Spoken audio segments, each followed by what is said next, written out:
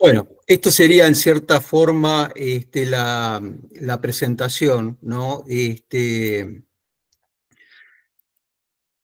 ver, ahora vamos para acá. Ahí estamos. Bueno, vamos a arrancar. Yo esto se los voy a dar, se los voy a pasar para que ustedes lo puedan tener, ¿no? Y tiene que ver con lo siguiente. Esta resolución ministerial que surge desde el Consejo Interuniversitario Nacional, esto es el conjunto de las universidades, surge de una evaluación que se hizo cuando terminó la pandemia, ¿no? Allá por fines del 2021, o cuando por lo menos estaba un poco más en consideración.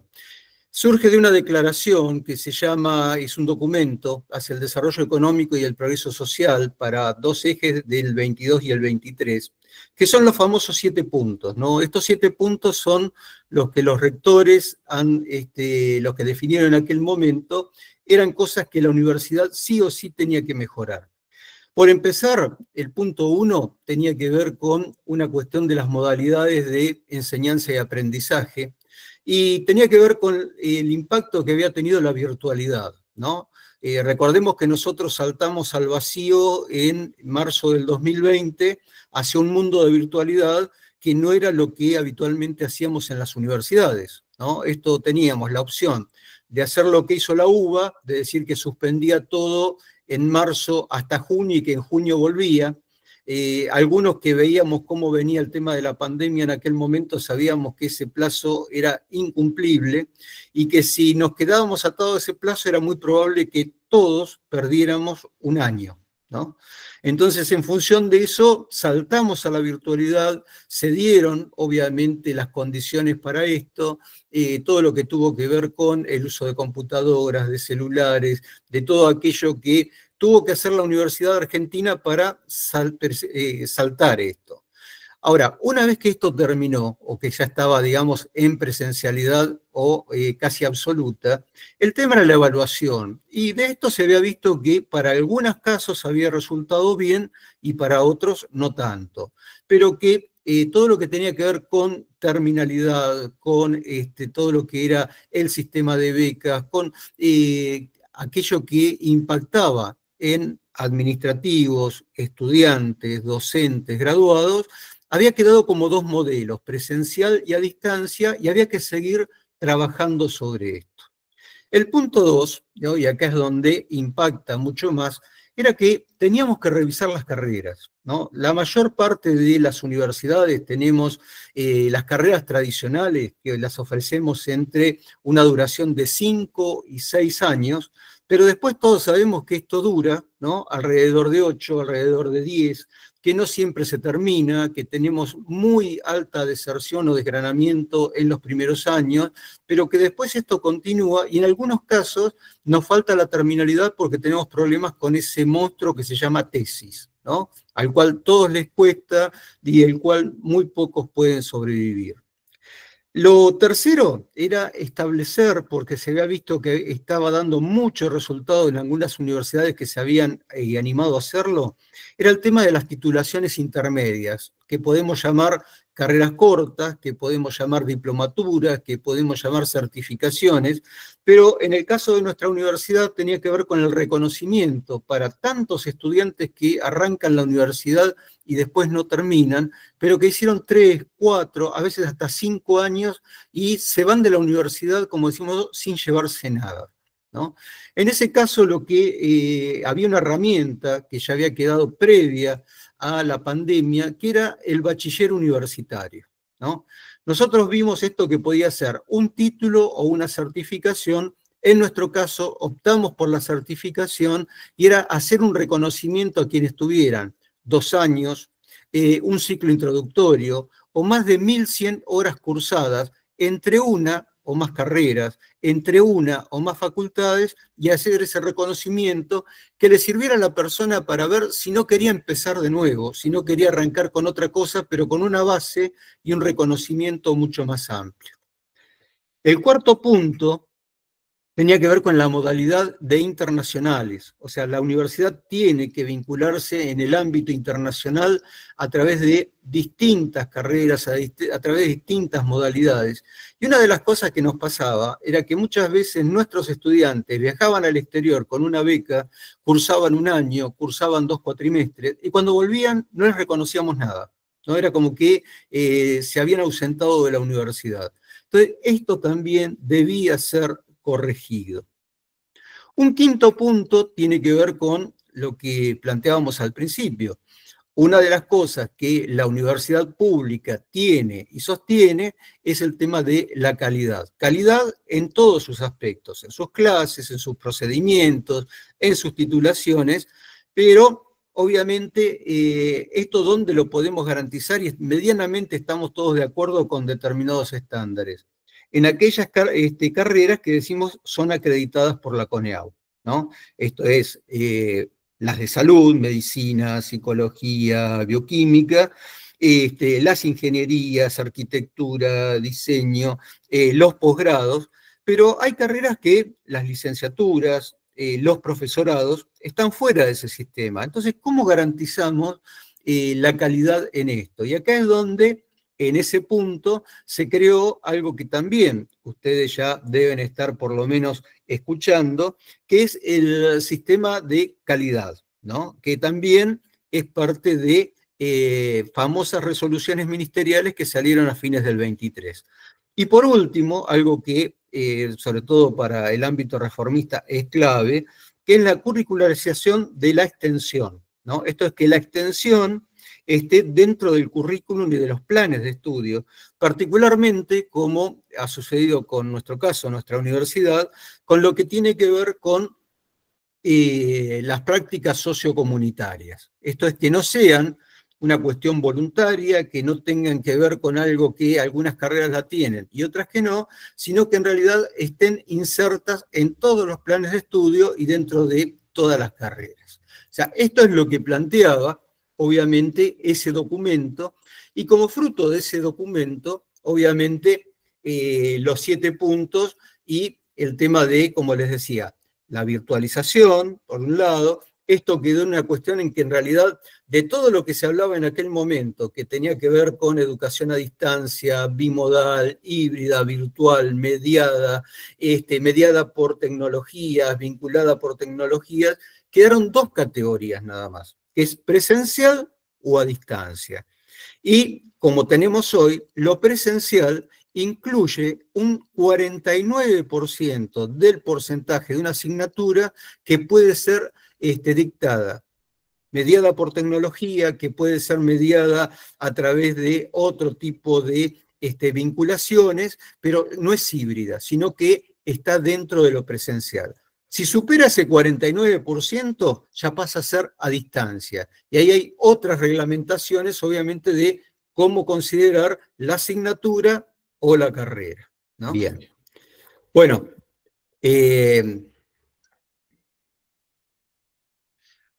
habíamos quedado, ¿no? Dentro del punto 1, que les decía, que era el tema de lo híbrido, lo virtual y todo aquello que tenía que ver con la virtualidad, ¿no? Pero que el otro punto, que es el creo que nos va a interesar a todos, porque hace más referencia al tema del SACAU y los créditos académicos. El primer diagnóstico era que solamente el 30% de los estudiantes del Sistema Universitario Nacional terminaba las carreras en el tiempo teórico previsto o un cuatrimestre o un año después. ¿Esto qué quería decir? Bueno, quería decir que teníamos una lentificación de las carreras y una enorme extensión en la cantidad de los tiempos. Y que también que solo el 33% de los nuevos inscriptos en las universidades tenían menos de 20 años. Entonces, este diagnóstico es clave, porque en realidad estábamos hablando de un estudiante universitario que no condecía con lo que se pensaba, que era que cada persona que termina el secundario ingresaba directamente a la universidad. Entonces, cuando las estadísticas nos dicen que tenemos que el promedio de edad en la universidad de los estudiantes es de 27 años, ¿no? Ya empezamos a hablar de un actor distinto. Pero ese actor distinto tiene una característica clave, que el 66% de esa matrícula son mujeres, ¿no? Entonces, si tenemos mujeres de más de 20 años que trabajan, ¿no? Que estudian, que tienen muchas de ellas cuidados en sus casas, hogares, hogares a cargo, estamos hablando de un estudiante que obviamente no va a terminar en término. Entonces había que pensar, ¿no? Y repensar ese perfil de estudiantes y ver la forma en la cual, ¿no? Pensamos las carreras. ¿En qué estábamos pensando? O sea, ¿en qué pensó el sistema en ese momento? Pues los secretarios académicos nos reunimos, hablamos, teníamos un enorme problema, que era que no considerábamos el tiempo que tienen los estudiantes para estudiar, hacer las lecturas, preparar las asignaturas, preparar los prácticos que se dan cuando están cursando, ¿no? Nosotros solamente ¿qué contábamos cuando hablamos de un plan de estudio? De la cantidad de horas que tiene la materia. ¿Cómo tomamos esa cantidad de horas que tiene la materia? La cantidad de las clases, ¿no? La cantidad de los prácticos, y eso es el plan. Ahora, cuando el alumno leía, cuánto tiempo tomaba, en qué momento trabajaba, nunca lo contamos. Entonces, eso, ¿no? Era algo que había que considerar. Y acá esa es la gran innovación, ¿no? Que vamos a mostrar después, que es el tema del SACAU. O sea, el SACAU valora el tiempo que necesitan los estudiantes para hacer la preparación de las materias y estar al día con las asignaturas, ¿no?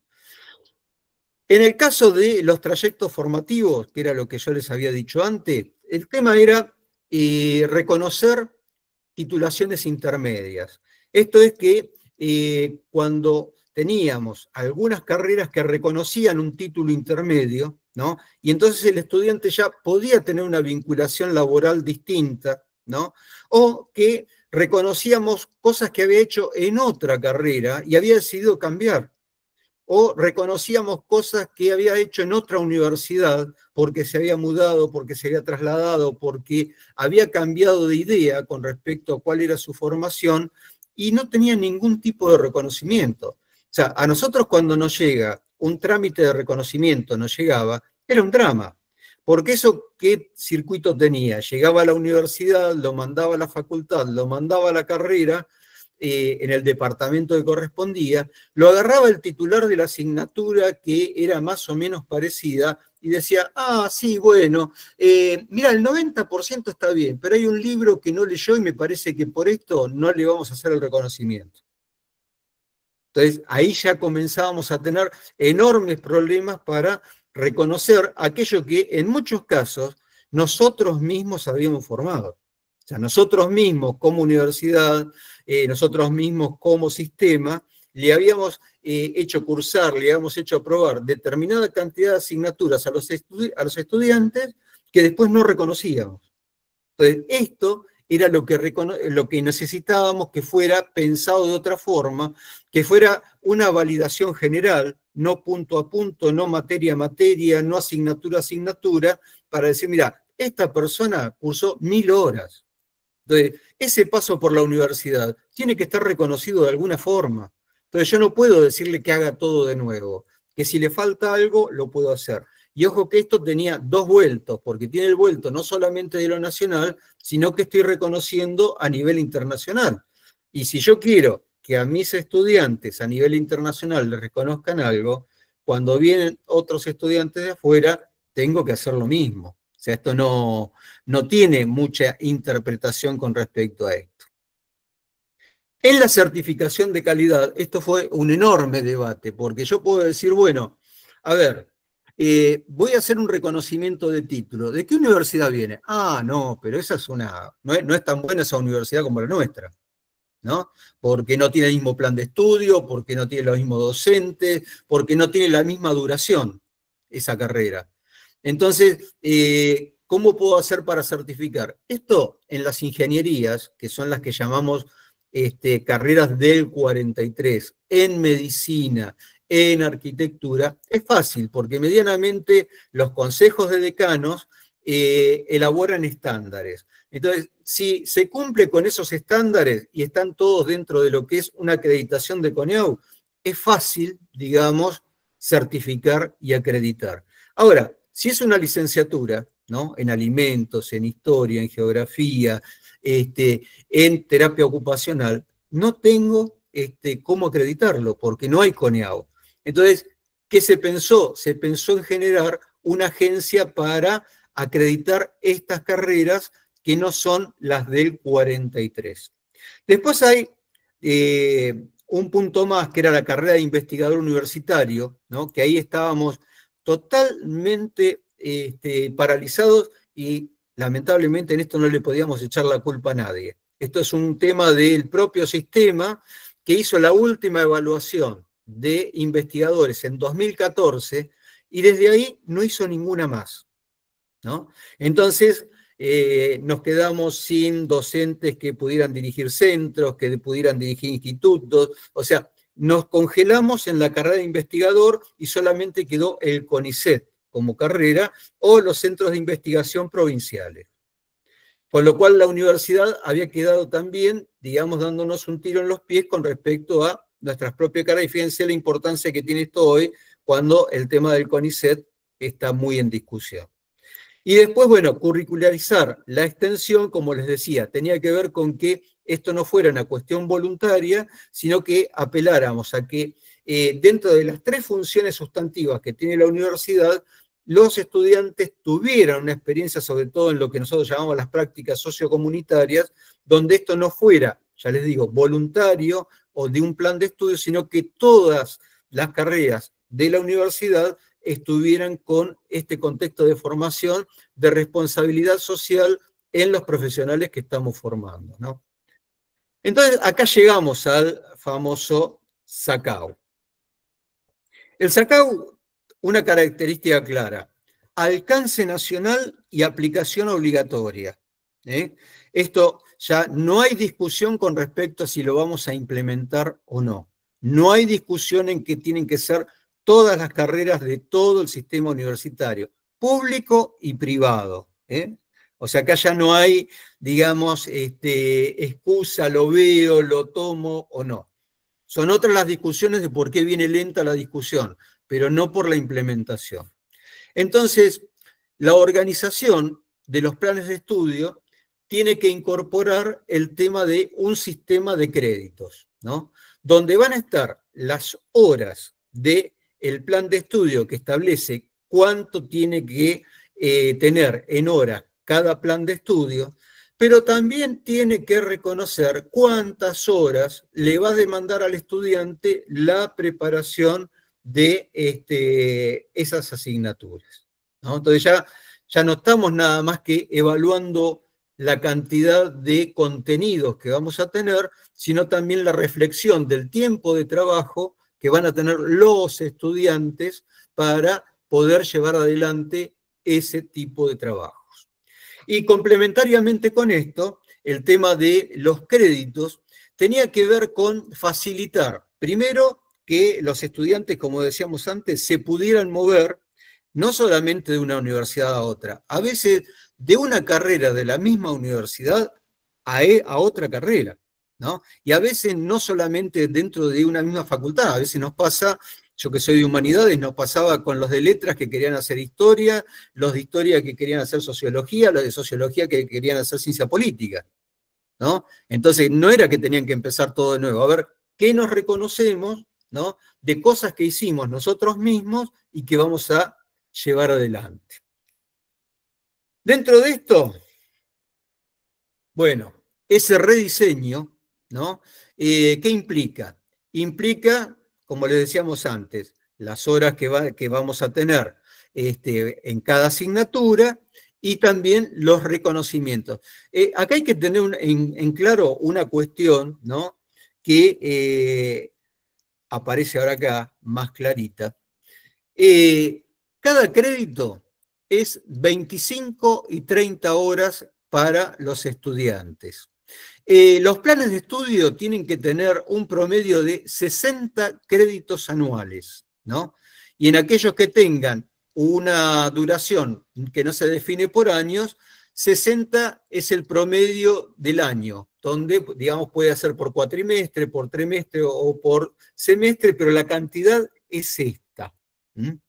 Entonces, acá es donde viene, digamos, la arquitectura o la ingeniería de todo esto. Las carreras tendrán duración mínima. Bueno, pregrado, que es lo que decían las tecnicaturas, mínimo de 2 años, 1.100 horas, 120 créditos, ¿no? Esto es, digamos, el total. Y acá es donde empiezan los problemas, ¿no? Porque nosotros tenemos carreras que pueden ser de grado, ¿no? Que puede ser medicina, por ejemplo, que es el último caso, carreras del 43 de la Ley de Educación Superior, que hoy están arriba de las 5.000 horas. Entonces, si a eso yo le tenía que sumar la cantidad de horas del trabajo autónomo de los estudiantes, se nos iba a ir a 7.000, 8.000 horas. Entonces, ¿cuál es el tema? Y el tema, muchachos, es que hay que empezar a pensar en la extensión de las carreras. Hay que empezar a ver contenidos que se repiten de cómo los trabajamos. Hay que pensar en cómo algunas asignaturas tienen contenidos que no están adecuados. Y tenemos que pensar, porque acá entramos en zona de riesgo. ¿Qué vamos a hacer con los docentes? ¿No? Si tenemos que cambiar los planes, ¿no? ¿Cuál es el primer lema para poder hacer un cambio de plan? Hay que prometerle a todos los docentes que sus cargos no se mueven, ¿no? Que nadie va a dejar de tener trabajo porque hay un cambio de plan. Pero esto no quiere decir que mantengamos, ¿no? En algunas carreras, matemática, física, química, con la carga horaria que tienen actualmente, porque no son las esenciales, son periféricas. Entonces hay que empezar a negociar y hay que empezar a trabajar desde otra perspectiva, ¿no? Y acá es donde, bueno, empieza a vincularse los créditos, la duración de la carrera y el trabajo de los estudiantes. Y todo esto tiene que cerrar en determinada cantidad de horas. Y a todo esto hay que sumarle que esto puede ser presencial o a distancia, ¿no? Entonces, esta es una de las cuestiones. ¿Por qué? Porque cuando sale la resolución ministerial del SACAU, también sale la resolución ministerial de qué es distancia y qué es presencial. Por eso el presencial se define como que puede tener ese porcentaje del 49%, que puede ser un Zoom, que puede ser un trabajo integrado, que puede ser no presencial, ¿no? O sea, para lo que nosotros decimos, o sea, mediado por tecnología. Y si esa distancia, quiere decir que distancia es más del 50% hecho en virtualidad. Entonces, las carreras se dividen en presenciales y a distancia. No hay carreras híbridas. O sea, ese concepto dejó de existir.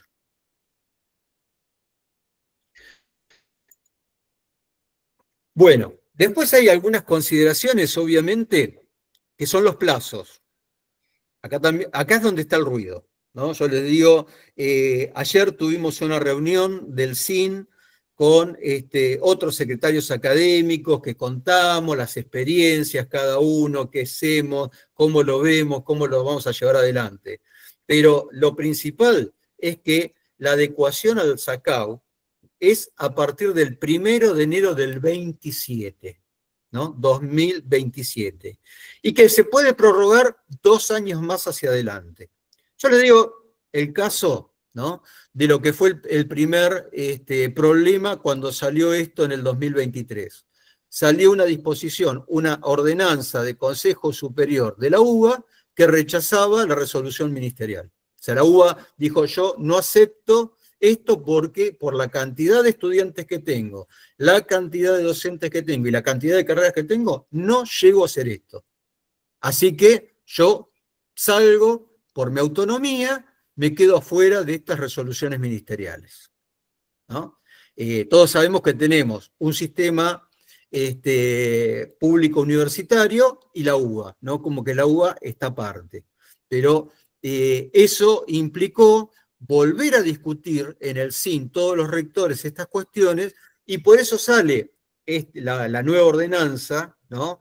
Que salió ahora, hace aproximadamente 2 meses, y que dice que, bueno, este plazo va hasta el 2027, pero que se puede prorrogar hasta el 2029. ¿Por qué les digo esto? Les digo esto porque todos los planes, ¿no? Viejos, nuevos, etcétera, tienen que volver a discutirse e incorporar el sistema de créditos. Esto nosotros puede tener una cierta ingeniería de normativas, ¿no? Nosotros estamos trabajando con un criterio que es, cuando sacamos un plan de estudio, el plan de estudio tiene una ordenanza de Consejo Superior, ¿no? Que viene aprobada obviamente por su consejo académico, en la cual está el plan. Otra, adicional, esto es una distinta, donde están las correlativas, porque siempre el problema que tenemos es que sacamos un plan y a los 2 años le cambiamos las correlativas porque vemos que no sirve, que frena, que... Bueno, entonces, sin que tengamos que ir al ministerio a pedirle permiso, podemos mover la de correlativas porque sigo teniendo el mismo plan. Y ahora, el caso nuestro es psicología, que está en un plan de cambiar antes de fin de año el plan de estudios.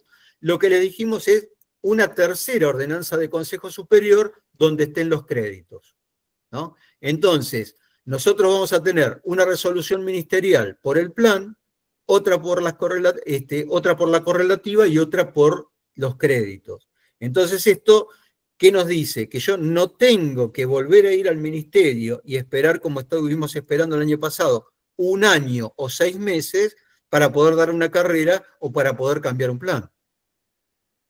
Entonces, esa ingeniería, ¿no?, de normativas, lo que sirve es para esto, digamos, como para ver en qué momento, en el caso nuestro, Mar del Plata, nosotros tenemos 140 carreras, ¿no? Con lo cual, imagínense el trabajo, ¿no?, que tenemos que llevar adelante en 2 o en 4 años para mover 140 planes de estudio, y obviamente los problemas que esto trae para el sector estudiantil, ¿no? Porque vamos a tener alumnos de un plan, alumnos de otro, y cómo implementamos los créditos. Vuelvo a decir esto porque me parece que es importante. Primero y principal, esto no es convertir la cantidad de horas que hay hoy y pasarlas a crédito. Esto no es que tenga una asignatura, una introducción a la filosofía, que tiene determinada cantidad de horas, la divido por 25, por 30 y esos son los créditos.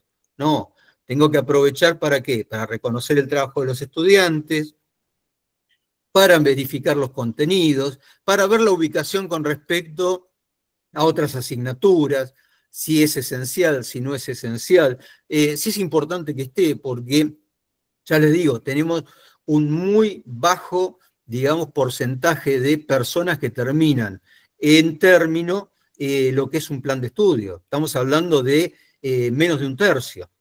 Entonces, lo que tengo que hacer, obviamente, para tener un régimen aceptable es ver la cantidad de horas, ¿no?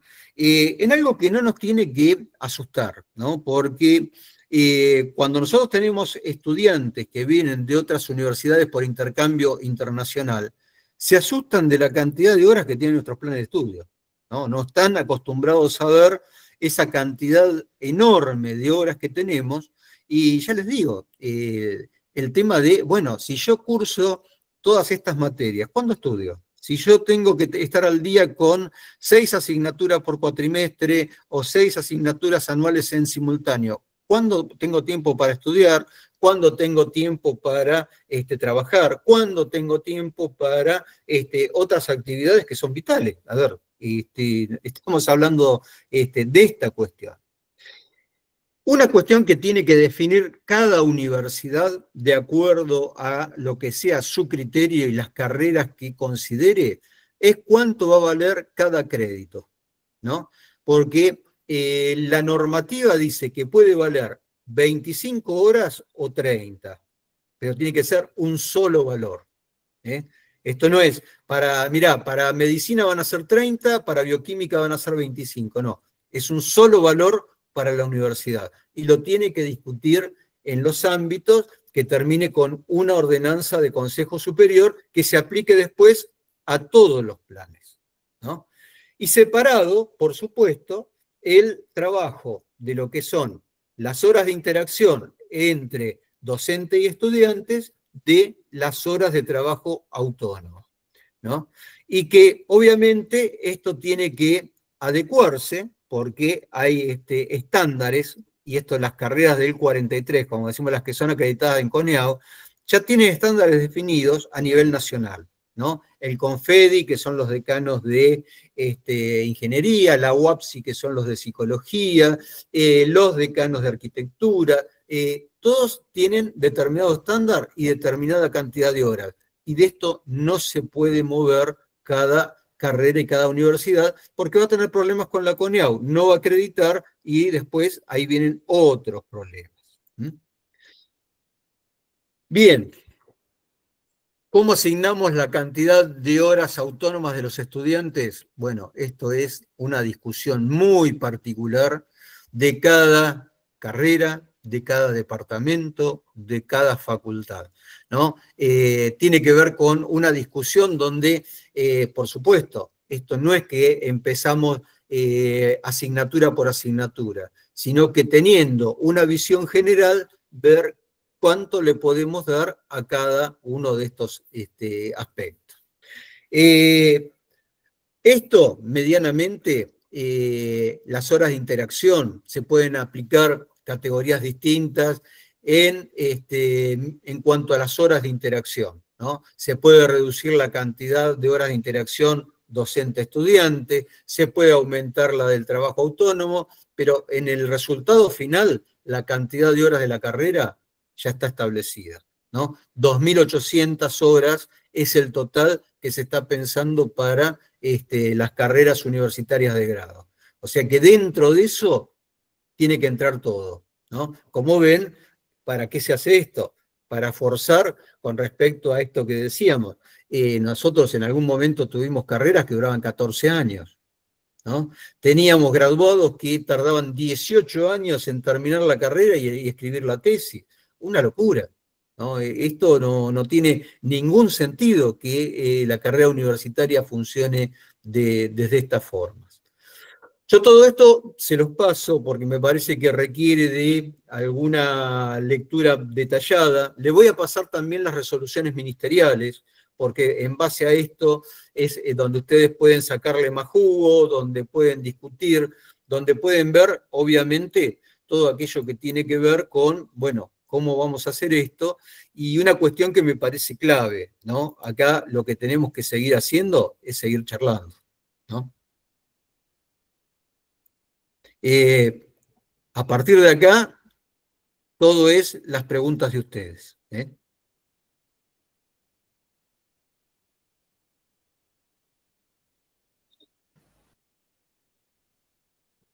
Bueno, muchas gracias, Daniel. La verdad que súper claro y súper completo todo, incluso súper claro, aún siendo re complejo entender todo el Yo, sistema, ¿no? para tranquilidad de ustedes, los secretarios académicos, los rectores, están desesperados con este tema. O sea, no hay especialistas con respecto a este tema. Hay personas que saben un poco más, un poco menos, hay algunos que combinan grado, posgrado, hay algunos que pueden combinar mejor distancia, ¿no? Educación a distancia y los créditos, hay algunos que pueden ver cómo hacemos para achicar, pero es un tema, yo les digo, ¿no? A mí me da la sensación que poner el 27 diciendo que puede ser el 29 es una forma de patear las cosas para adelante, ¿no? O sea, esto se está pateando para adelante porque no hay mucha precisión con respecto a cómo llevarlo y cómo hacer para perjudicar la menor cantidad de gente posible, ¿no? Hoy el mundo docente, yo creo que cuando tome dimensión digamos, la CONADU y compañía de lo que se está discutiendo acá, vamos a tener muchos problemas con la implementación de esta resolución.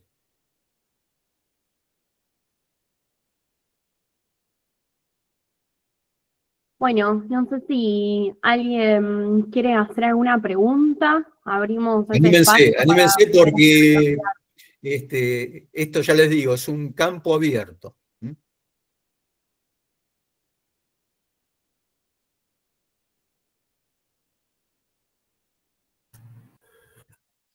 Buenas.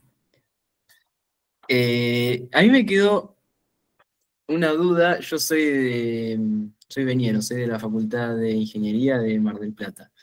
Y en algún momento mencionaste de que, claro, con la cantidad de horas que se venía trabajando los planes viejos, digamos, y por cómo se viene pensando ahora los planes nuevos, la solución era o dejamos los planes como están y decimos que ahora medicina en vez de tardar 6 años va a tardar 8, tipo reconocemos de que no te vas a graduar tan rápido, o supongo que la otra alternativa es recortamos contenido y sos médico en 6 años, pero con menor cantidad de conocimiento, si se quiere. ¿En qué están pensando las facultades hoy? Me encanta, porque acá empezamos a discutir calidad. O sea, esto quiere decir, si tengo menos contenido, tengo menos calidad, ¿no? Ahora, ¿qué pasa? Si yo tengo nada más que un 10% de los estudiantes que empiezan ingeniería son los que se reciben, ¿dónde tengo el problema? ¿No? En alguna parte algo no está funcionando. O sea, yo aplicando tu racionalidad, ¿no? De los estudiantes de ingeniería, yo estudié ingeniería en algún momento, así que quedad tranquilo, estamos hablando el mismo idioma, ¿no? A mí me parece que algunas cuestiones que tienen que ver con el peso de las matemáticas, de física, de química, y la baja cantidad de horas que a veces tienen las asignaturas prácticas, es donde hay que empezar a rediscutir, ¿no? Y ver qué créditos asignamos a una y qué créditos asignamos a las otras. Sin que por esto tengamos que creo que es lo que están pensando, sin reducir el plantel docente, ¿no? Entonces puedo tener una instancia en la cual abro para que haya más profundización en talleres, ¿no? Abro más instancias en tener optativas, abro más instancias para una doble banda horaria, ¿no? O triple banda horaria.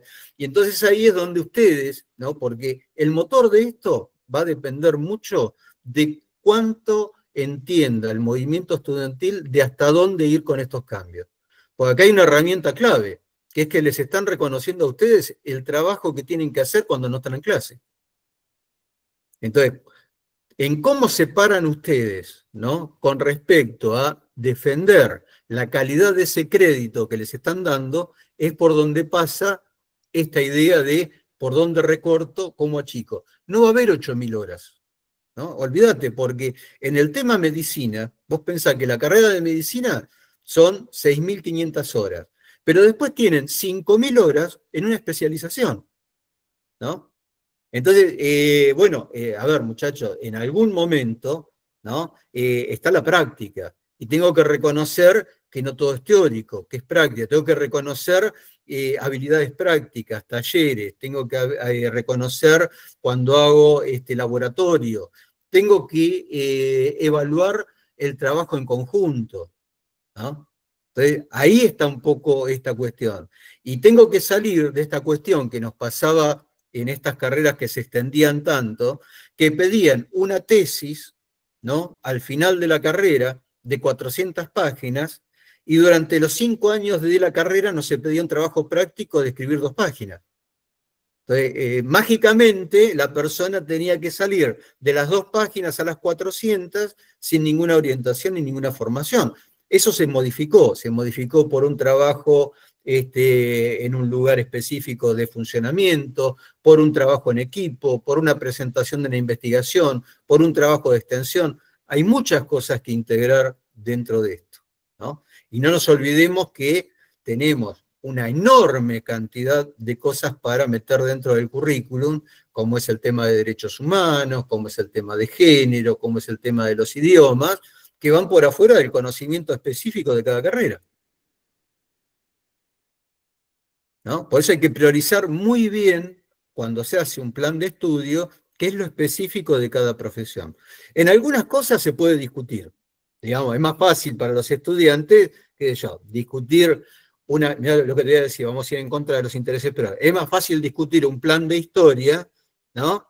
Y dónde va historia de Oriente, que cuánto pesa anatomía y fisiología en medicina, porque eso ya está establecido, ¿no? Entonces, bueno, en eso, por eso digo, hay cosas que son muy específicas y que las tienen que, por eso celebro yo este tipo de reunión, porque esto hace que ustedes tomen conciencia, ¿no?, del cambio que va a venir, porque esto es ineludible, pero que tal vez quienes están en los últimos años no alcancen a verlo, pero quienes están en primero o segundo año, algún coletazo de esto se lleva.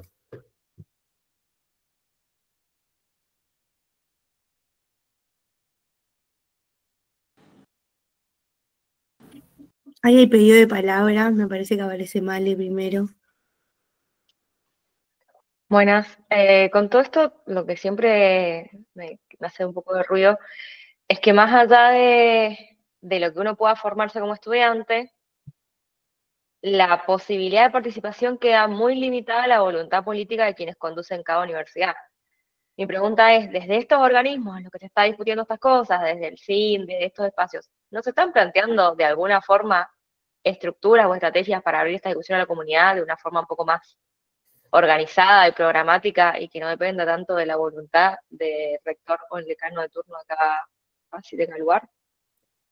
Vos pensás que los organismos de conducción, como es el CIN, ¿no?, y sus comisiones, que tiene una comisión de académica, de acreditación y varias más, hay dos grandes bloques, o sea, está el bloque reformista y el bloque del peronismo, y dentro de estos bloques, digamos, universidades grandes, medianas y chicas. Entonces, muchas veces las discusiones se dan por afinidades, o sea, yo trabajo muy bien con la Universidad de Centro de Tandil, trabajo muy bien con Bahía Blanca, tengo más contacto con algunas del Gran Buenos Aires, pero digamos, en esto también está, ¿no?, que acá tiene que ver con de dónde proviene cada sector. En bienestar es más fácil llamar a los estudiantes, ¿no?, y decir que participen. Ahora, académica, digamos que trabajamos con algunos colegas que hace años que no ven un estudiante, ¿no? Entonces, esto hace muy difícil, ¿no?, que uno pueda decir, llamen, vean. Nos pasa a nosotros en las mismas facultades, o sea, nosotros le decimos a los secretarios académicos de las facultades, che, llamen, discutan, vean.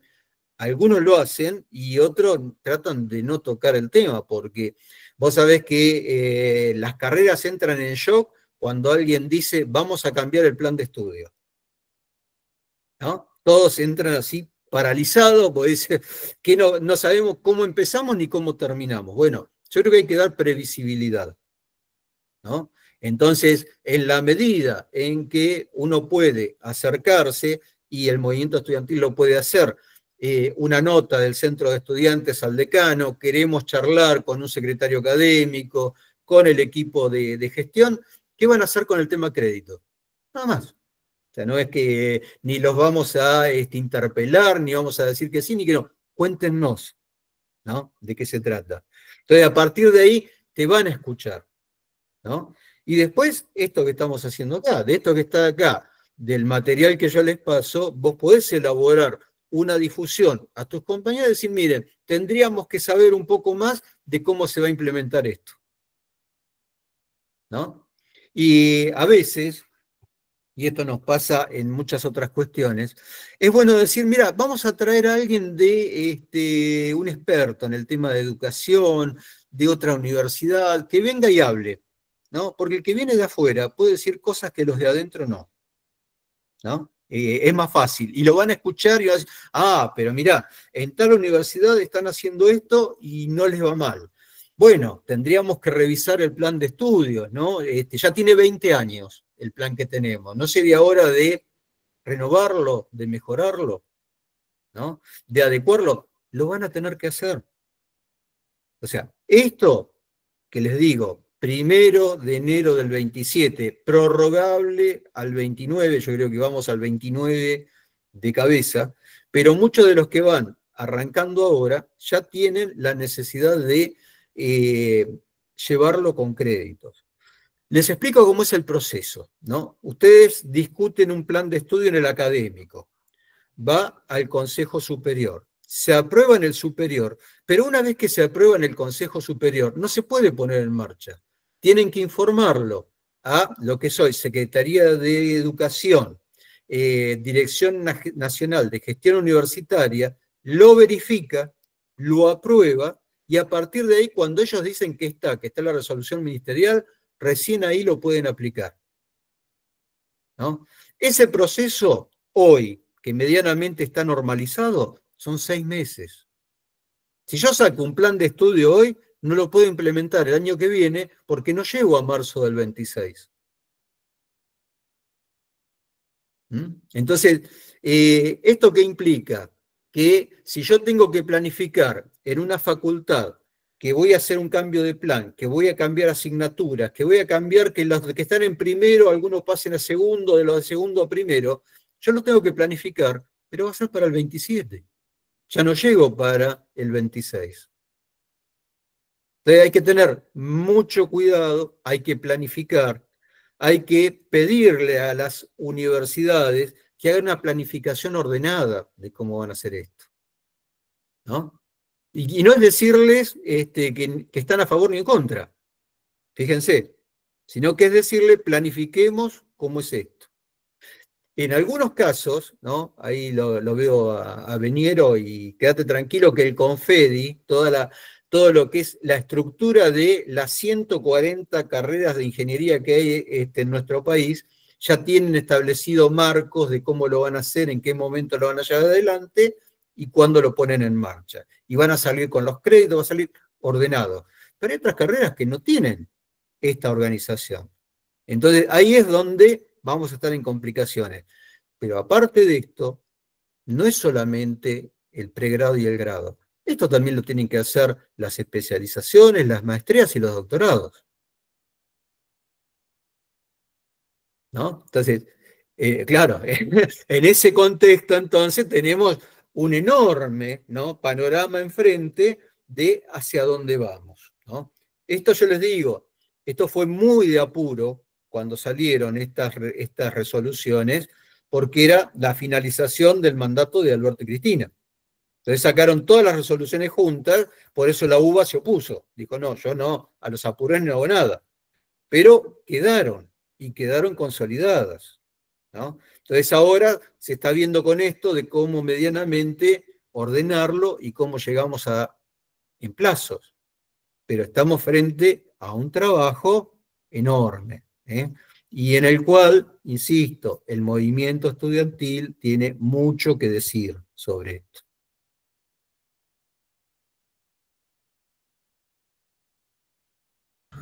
Bueno, sigue la chica de La Pampa, sumate y pidieron la palabra. Hola, buenas tardes. Yo soy Paz. Estamos acá con compañeras y compañeros de las facultades Exactas y Naturales. Y me generó inquietud la cuestión, por ejemplo, cómo van a contabilizar las salidas a campo. Claro. Nosotros tenemos carreras con muchas salidas a campo y hay algunas que son en otras provincias. ¿Nos van a limitar a que viajemos dentro de la provincia, por acá nomás, o cómo? No. Eso no es geográfico, digamos, el tema. El tema es que eso va a quedar sumado dentro de los créditos que tienen que ver con el funcionamiento docente-estudiante. No es trabajo autónomo. Claro, por las horas, digo, las horas se va a contabilizar la hora de viaje. No, la hora va a ser lo que específicamente hagas en el momento en el cual lleves adelante, digamos, el proceso de investigación que estás haciendo, ¿no? No tiene que ver, la distancia al viaje no cuenta en esto. Digamos, si tenés 4 horas de micro que te lleva hasta el lugar, 4 horas de traslado en un auto que te lleva hasta el lugar, eso no cuenta. Lo que cuenta es cuánto tiempo estuviste, digamos, haciendo la observación o haciendo el trabajo de laboratorio de campo. O sea, eso es medianamente lo que establece, está pensado el sistema de crédito en ese sentido. Perfecto, gracias. Flor, las tres. Hola, ¿cómo andan? No sé si estaba el Feli antes, pero me parece que bajó la mano. Bajó la mano, así que. Ah, bueno, bueno. Bueno, ¿cómo están? Bueno, Daniel, gracias en primer lugar por el tiempo, por la charla que tuviste acá con nosotros. La verdad que fue súper clara en un montón de aspectos. Bueno, yo soy del MNR Litoral, de la UNL, y bueno, estudio historia, así que nada, también un gusto que los colegas nos encontremos dialogando sobre esto, que nada, amerita un montón de desafíos también, digo, para nosotros como estudiantes, de cómo damos las discusiones. O sea, nosotros particularmente tenemos en la Facultad de Humanidades y Ciencias un sistema de departamentos por carrera, donde los estudiantes tenemos representación estudiantil en cada uno de esos departamentos. Entonces, de alguna manera u otra va a ser un poco más democrático para las carreras de la Facultad de Humanidades el tema del cambio de plan de estudio, porque ya hay una representación estudiantil directa donde se va a debatir justamente el cambio de plan.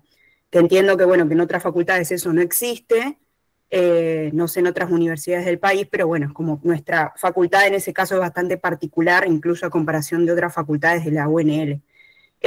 Por ahí a mí como que la duda que me queda de todo este sistema, que en algún punto siento que es necesario y era un debate que nos debíamos como sistema universitario, es el tema de cómo se cuenta la cantidad de tiempo que un estudiante invierte en estudiar, ¿no? En el tiempo de estudio directamente, porque yo creo que eso, el proceso de enseñanza y los procesos de aprendizaje son muy disímiles y dependen de un montón de cosas, y nada, y lo digo desde la experiencia, digo, a mí me lleva mucho tiempo leer, como hay compañeros que quizás no, pero no sé si tiene que ver tanto con una cuestión de capacidad, sino de, bueno, las cuestiones más de reflexión que le damos al estudio, o bueno, cómo juegan otros factores de la vida al momento de sentarse a estudiar, ¿no?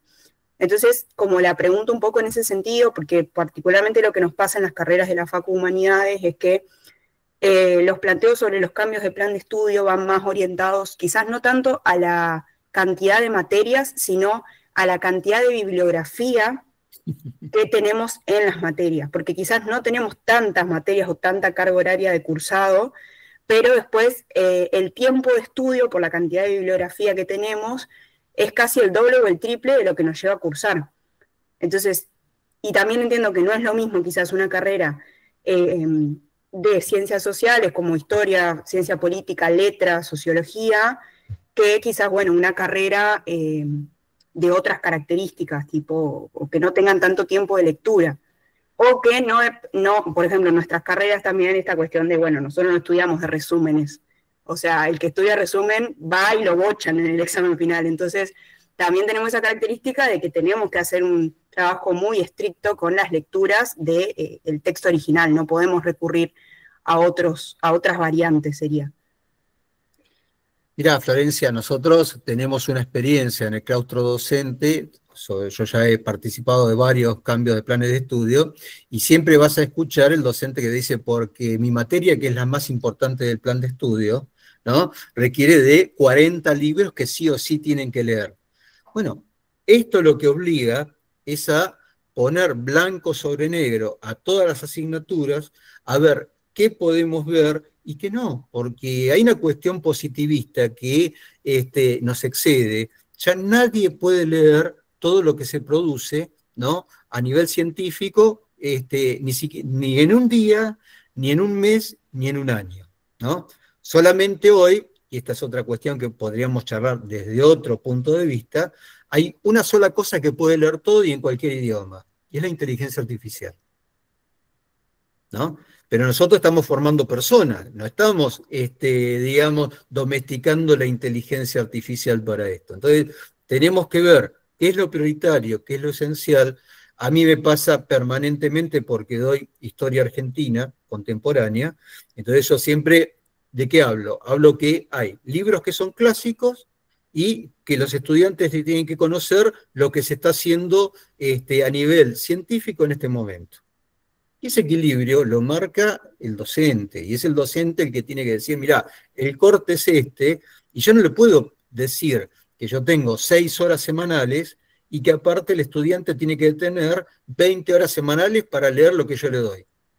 Porque cursa también otras 4 asignaturas, ¿no? En algo que ideamos nosotros los docentes, pues no es que se le ocurrió al estudiante cursar esa cantidad de asignaturas, ¿no? Entonces me parece que esto también lleva a que nosotros los docentes pensemos que lo que tenemos que darle a los estudiantes son herramientas para estudiar, ¿no?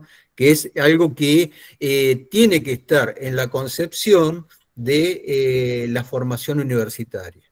O sea, ¿cómo hacen ustedes para saber cada vez más y trabajando autónomamente? O sea, lo que nosotros hacemos es direccionar, pero requiere de sincerar todos, ¿no? Absolutamente cómo lo estamos haciendo y los resultados que obtenemos. O sea, nosotros tenemos un enorme déficit que es una tasa de graduación baja.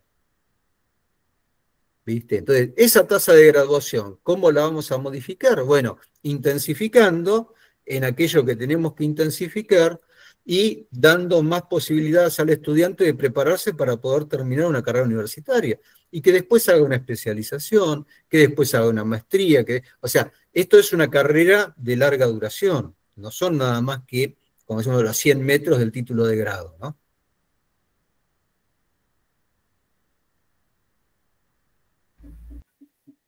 Las chicas de Sumate siguen. Hola, buenas tardes. Yo quería consultar, me quedó una duda, no sé si te entendí mal, pero mencionaste que la idea es que el tiempo final de cada carrera es de 2.800 horas. Sí. No sé si es lo que se busca para todas las carreras, porque después mencionaste que medicina, por ejemplo, tiene 6.000 horas. Claro, cuando vos tratás de homogeneizar, pasa lo que decía Veniero. A ver, no, mirá, y estamos hablando de los médicos dijeron, no, miren, nosotros por menos de 5.000 no podemos hacer nada. Entonces, ¿qué se ubicó? Lo van a ver en el documento que les voy a pasar. Las del 43, donde está incluido medicina, van a determinar los estándares de acuerdo a las resoluciones de sus decanos y se les va a permitir superar los 2.800. Ahora, aquellas que no tienen estándares y acuerdos del 43 van a estar atadas a las 2.800, que en realidad estamos hablando de decir 4 años y medio, ¿no? O sea, vamos a quedar atados en esa dimensión. Pero pensemos en esto, o sea, hoy los sistemas de programas que superen las 5.000 horas se vuelven muy inviables en esta consideración que decimos, caractericemos el estudiante universitario. Ya les dije, mayor de 27 años, el 66% son mujeres, ¿no? Y si tenemos 27 años y mujeres, sabemos que estamos en un mundo laboral o en un mundo familiar que requiere de otro tipo de atención con respecto a la cantidad y el uso de las horas, ¿no?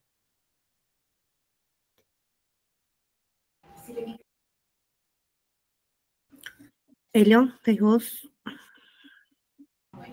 Acá, disculpen, hay otra pregunta.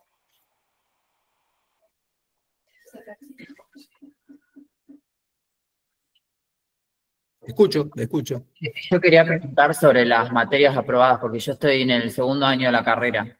Si se van a respetar o cómo es la Sí, implementación. a ver, siempre que se hace un cambio de plan de estudio, tarea del claustro estudiantil, todo cambio de plan de estudio tiene que tener una tabla de homologación. Esto es el reconocimiento de lo que se hizo antes, ¿eh?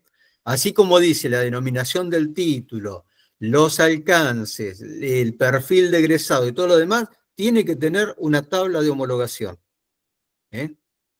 Porque eso es lo que sirve para ver y si el claustro estudiantil, cuando lo votan en el académico, está de acuerdo, ¿qué reconozco de la gente que cursó y ya tiene cosas aprobadas?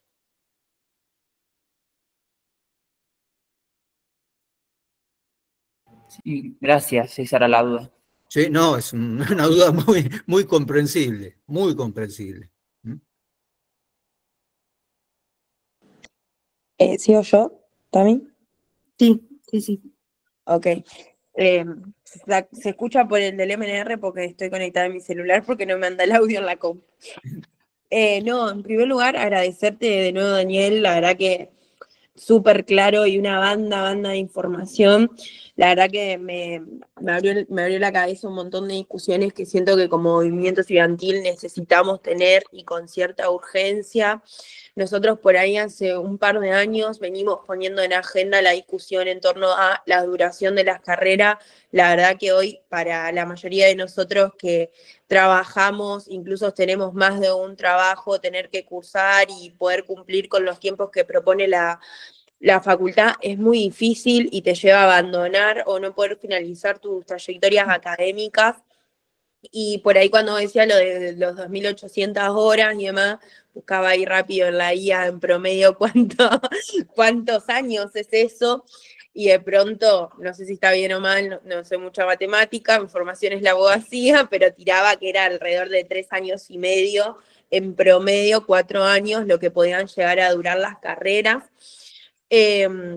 Nada, y creo que también hay ahí como, nada, viene a dar vuelta un montón de cosas súper estandarizadas en la matriz del conocimiento también y en el mercado. O sea, hoy también los títulos intermedios o las tecnicaturas que incluso se plantean como salida venían a ser una respuesta a esa necesidad de al menos tener una trayectoria académica que te permita acceder de otra manera al mercado. Y digo que en un país como el nuestro, que está atravesando una crisis social y económica muy grave, no es menor, y que por ahí eso para nosotros como reformistas y como socialistas aleja mucho de lo que queremos o cómo queremos transitar también y habitar la universidad más allá de los espacios tradicionales de formación. Queremos vivir la extensión, queremos vivir la investigación, queremos vivir la participación política de otra manera. Me queda ahí la dicotomía de si esto viene a ayudar y a fortalecer eso, o de alguna manera viene a acelerar un montón el paso por la universidad de manera de donde la sociedad y los jóvenes terminen absolutamente más desinvolucrados de los que están hoy por hoy, que para nosotros es todo un desafío. Pero bueno, creo que nuestra convicción pasa por estar reformando constantemente el sistema para que sea mejor. Me quedaba mucho con este dato, que la verdad no lo tenía así con tanta crudeza, que solo el 33% de los de los jóvenes que ingresan a la universidad son menores de 20 años, y la realidad que eso explica un montón la duración de las carreras, un montón la imposibilidad de permanecer, y me parece que a veces, y de ingresar, que a veces nosotros lo planteamos desde una perspectiva de la verdad que la secundaria llega los pibes con un montón de falencias que no pueden habitar el primer y segundo año, pero cuando se plantea que solo es un tercio de la población que ingresa, quienes se encuentran comprendidos en este grupo, creo que hay un montón de otras situaciones por lo cual, por fuera de lo académico, las personas mayores de 20 años deben tener otro tipo de dificultades que no les permite permanecer en la universidad, ni siquiera ingresar en la universidad, que me parece que las políticas de bienestar universitario, e incluso ahí reflexionar nosotros también como organizaciones estudiantiles, desde dónde pensamos el ingreso a las carreras, desde dónde acompañamos y desde dónde generamos herramientas, y que sin duda, o al menos mi perspectiva, es que están directamente atravesadas por lo económico y el mercado del trabajo, y creo que ahí también hay un gran desafío, y más que nunca en el contexto nacional que estamos atravesando, tener una bandera muy clara en la defensa de las becas y la política de bienestar estudiantil, pero pensadas también para estos jóvenes adultos que llegan y llegan atravesados ya por un montón de desigualdades a la educación pública.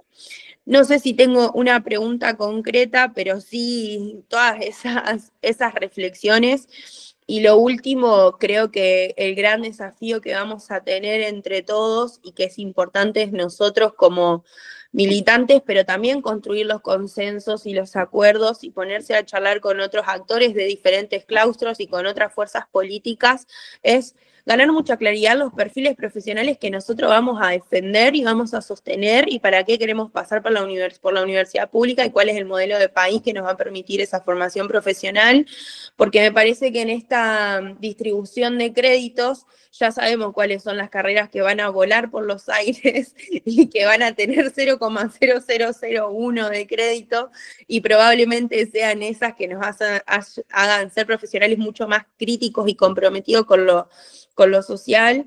Y creo que nada, ahí está un poco el desafío de por qué queremos carreras que nos hagan repensar la historia de nuestro país, la historia de la formación académica, que nos hagan valorar la ética y por qué algunas cosas son un límite también en la formación profesional. Y me parece que ahí va a terminar siendo el lugar donde con el cuchillo entre los dientes vayamos a transitar la discusión del plan de estudio a la hora de ponderar las carreras, porque esa ponderación para la asignación de créditos que se haga va a marcar el destino profesional de al menos en los próximos 10, 15 años que tengan los profesionales que se estén formando en la universidad pública. Entonces, nada, creo que si bien cuando vos mencionabas los 7 por ahí puntos de donde sale toda la idea del sistema de crédito y demás, uno lo súper comparte, pero bueno, bastante complejo. Así que nada, compartir por ahí esa reflexión.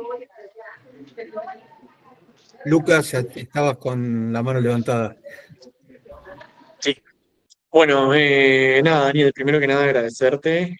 Lo mismo a la Mesa Nacional, digo, por generar esta instancia. Me parece que es súper necesario para quienes transitamos la universidad en el día a día, desde la militancia, que tratamos de representar también un poco a nuestros compañeros que cursan todos los días con nosotros. Creo que es súper necesario formarnos y aprender de todas estas cosas que a veces parecen súper lejanas y súper difíciles de entender, así que gracias también por la claridad. Yo, por ahí una duda que me generaba mientras te escuchaba hablar es, bueno, estamos en este proceso, digamos, de reforma de los planes de estudio, que va a implicar también un recorte de los contenidos. Bueno, con esos contenidos, digamos, ¿hay también alguna discusión sobre el acceso o las posibilidades de acceso a las carreras de posgrado? Porque digo, muchas veces cuando se recorta el contenido de las carreras de grado, digo, pasa a una propuesta de posgrado que suelen ser pagas, y bueno, nada, ¿qué pasa, digamos, con ese contenido? ¿Hay alguna discusión en relación a, nada, si se van a generar carreras de posgrado nuevas que sean gratuitas o si hay alguna discusión en torno a eso, digamos? Mirá, nosotros esto cuando hicimos la discusión dentro de nuestra universidad, yo diría que el 50% de los posgrados son gratuitos, ¿no? Sobre todo aquellos que están vinculados a la carrera de investigador o lo que tiene que ver con exactas humanidades. Ahí tenemos para los graduados propios, eso es gratuito, ¿no? Pero me parece que volvemos a esto, ¿no? Y volvemos a lo que decía Eloísa hace un ratito. Primero y principal, tenemos que pensar que estamos en un solo sistema educativo. Esto puede tener nivel primario, secundario, universitario, posgrado, jardín maternal, pero el sistema es uno solo y la universidad tiene que tener opinión y colaborar con ese sistema universitario en cualquiera de sus niveles, ¿eh? No podemos decir, no, los chicos vienen mal porque el secundario no funciona. Si eso pasa, vamos al secundario a ver qué pasa y qué mano le podemos dar nosotros, ¿no? O sea, lo que no podemos hacer es desentendernos de la situación en la cual estamos. ¿Qué diagnóstico tenemos nosotros, ¿no? En los centros de extensión barriales, en lo que tiene que ver con, digamos, la periferia, ¿no? Donde el departamento de orientación vocacional nuestro va y da charlas. Hay mucha apatía, o sea, la misma apatía que vemos en todas partes, también está en los barrios. También los chicos, hay muchos que se visualizan solamente en carreras cortas, y van a estar 3 años dentro de la universidad, más no pueden, ¿no? Porque se visualizan que no tienen medios para subsistir, porque la familia no los puede sostener, porque el contexto es muy adverso, ¿no? Entonces, esa carrera corta, ¿no? Lo que nosotros tenemos que ver, y hoy el 33% o sea, lo tenemos en tercios. 1/3 de nuestra matrícula cuando ingresa es a carreras cortas. ¿Por qué? Porque no solamente está en poco tiempo, sino porque tiene vinculación con el mundo laboral. Ahora, ¿qué obtenemos de retorno de todo eso? Que quien puede terminar una carrera corta, se ve que puede probar de ir a la de mayor extensión y ver si lo puede terminar, ¿no? Es como, digamos, un engranaje, como que estamos armando algo, por eso decimos, podemos arrancar por una diplomatura, podemos seguir con una tecnicatura y después puede terminar en una carrera de mayor extensión de grado y después seguir, ¿no? Porque nos vamos a encontrar con que este sistema educativo cada vez tiene más pasos, ¿no?, en lo que llamamos la formación continua. Otros aliados estratégicos con los cuales tenemos que trabajar, y nosotros lo estamos haciendo con escuelas de formación profesional y también con las universidades populares, es el tema de los gremios y los sindicatos. O sea, nosotros tenemos que tener una colaboración muy fuerte con gremios y sindicatos, porque ellos también tienen escuelas, y ellos también hacen formación, y tienen, aunque les parezca mentira, los mismos problemas que tenemos nosotros: deserción, apatía, no terminalidad. Bueno, por eso digo, pensemos en un solo sistema, veamos cómo lo solucionamos, involucrémonos, y esto que decía Eloísa anteriormente, el sesgo que nosotros le vamos a dar a cada carrera corta o de larga duración tiene que ver con cómo nosotros formamos a nuestros estudiantes universitarios, que es en valores, ¿no? O sea, esto no depende de cuánta matemática, de cuánta física tengo, sino de qué valores transmitimos en la universidad respecto a la responsabilidad social, respecto a las políticas de género. O sea, porque ¿contra quién estamos discutiendo? ¿No? Si ustedes van a los medios nacionales hoy, discutimos contra los que dicen que hay que cobrar en la universidad,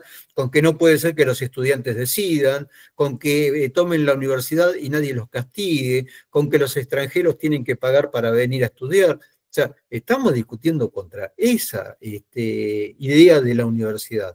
Tenemos que mostrar que la universidad es otra cosa, ¿no? Entonces, puntos débiles que tenemos, bueno, ataquémoslo, veámoslo de qué forma lo podemos hacer mejor.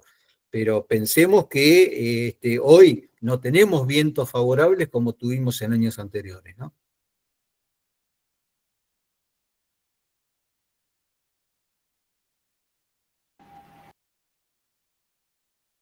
¿Queda alguna pregunta más? Si no, para ir cerrando ya. ¿No? Bueno, para concluir, quería agradecerte, Daniel, y también a las chicas y chicos de la mesa por organizar esta instancia informativa y también por la amplia participación que tuvimos, tanto de manera virtual como acá presencial. Les quiero agradecer a las compañeras y a los compañeros que se acercaron. Nosotros hicimos una invitación extensiva, pero particular también a los estudiantes de las mesas de carreras. Como mencionaba una compañera recién, nosotros también tenemos mesas de carreras y nos parecía importante que estos estudiantes estuviesen instruidos acerca de esto, porque sabemos que nos comentaron de acá de la facultad que se van a armar comisiones para evaluar estos planes de estudio y que van a tener 3 estudiantes, pero que todavía no habían decidido de qué modo los iban a elegir. Entonces, bueno, nos parecía importante que nuestros estudiantes estuvieran al tanto de esto que se viene, y también valoro mucho la intención que tuvimos de informarnos y de poder defender, ¿no?, la voz de las y los estudiantes ante esta situación. Bueno, muchas gracias por participar. Bueno, muchas gracias a todos y a disposición para cualquier cosa que necesiten. Yo les voy a pasar ahora todos los materiales que les dije. Bueno, muchas gracias, Daniel. Gracias a todos. Gracias, Daniel, gracias, compa. Nos vemos en la próxima y esperamos verte, Daniel, de vuelta.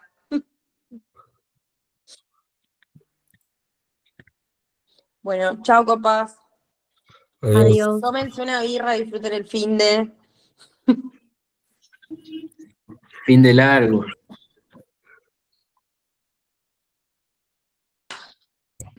¿Qué te pasa, Agustina Fun? Ah, no se fue. Che, ¿quiénes quedaron? Los chismosos, los que se... Elo, ahí dice la Tami que no salgas sin poner fin a la grabación. Eso, por favor. Después recortamos esta parte. Claro, Sí. pero por No, favor, ¿quieren ¿no quieren que les cuente algo? Esto se Pero- está cortá la grabando. grabación primero. Esto se está grabando, pero no sé cómo se está grabando. ¿Cómo no sabes cómo se está Estoy grabando? intentando dejar de grabar acá y no me deja. Escucha, Así que pero esperen acá conmigo. Voy a entrar desde el otro, desde la compu, desde la cuenta del MNR, a ver si me deja dejar de grabar. pará, y vos, Pola, que también está desde el MNR. Sí, pasa que yo hoy puse grabar Se va. y se me salió todo. Bueno, poné a Entonces, ver si puede Después yo dejar entré de en la grabar. compu y puse grabar, pero como está desde el celu, se ve que quedó ahí flotando la grabación. El tema es que ahora no sé cómo frenarla. Ay, basta de mandar Bueno, iconos que me desespera. ¿Qué pensé acá?